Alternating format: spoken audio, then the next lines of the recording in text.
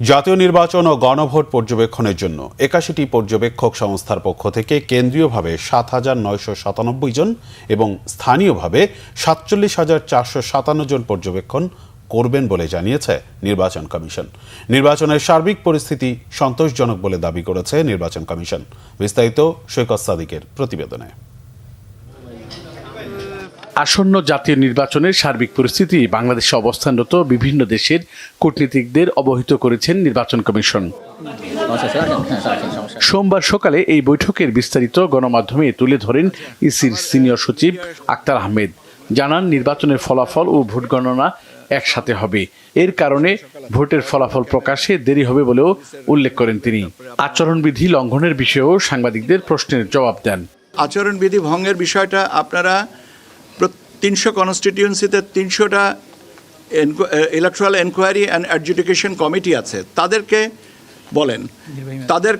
আপনারা বলেন, রিটার্নিং অফিসারের কাছে বলেন, উইথ এ কপি টু আস।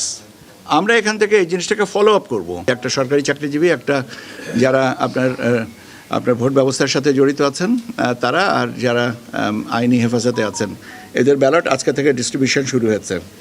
নির্বাচনের সার্বিক পরিবেশ নিয়ে সন্তোষ প্রকাশ করেন কমিশনার আব্দুর রহমানেল মাসুদ। ভোটারদের নির্বিঘ্নে কেন্দ্রে যাওয়ার আহ্বান জানিয়েছেন তিনি।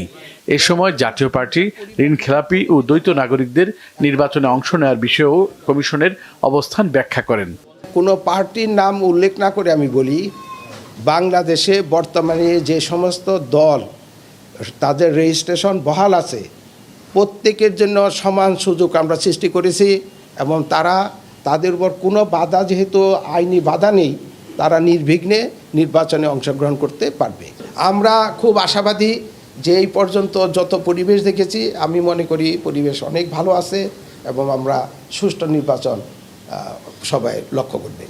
এদিকে জামায়াতের পক্ষ থেকে নির্বাচনী প্রচারণায় বাধা, হুমকি সহ নানা অভিযোগ সিইসির কাছে তুলে ধরেন দলটির প্রতিনিধিরা।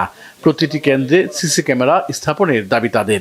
একটি দলের পক্ষ থেকে আমাদের নারী কর্মীদের উপর মারাত্মক ধরনের আচরণ করা হচ্ছে, যেটি একটা উদ্বেগ এবং উৎকণ্ঠা তৈরি করেছে।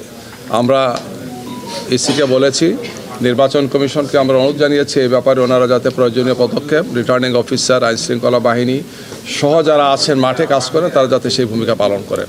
সৈকত সাদিক, বাংলা ভিশন, ঢাকা।